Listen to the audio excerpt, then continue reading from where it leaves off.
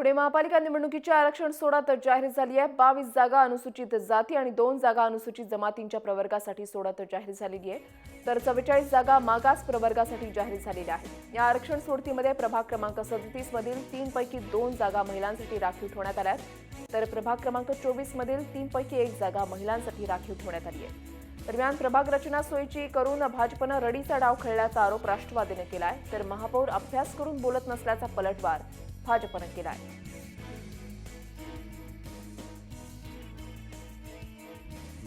या पहिल्यांदा मी माननीय महापौरांनी जो आरोप केला आहे तो एकदम चुकीचा आहे।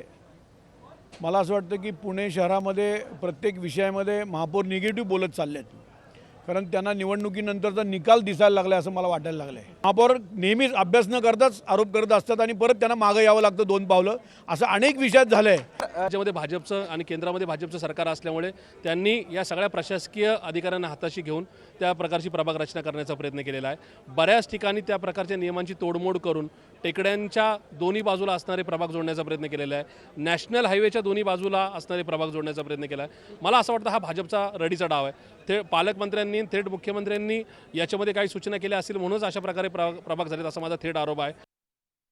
दरम्यान पुणे महापालिका निवडणुकीचे आरक्षण सोडत कशा प्रकारे करण्यात आलेली आहे पाहुयात ग्राफिक्सच्या माध्यमातून।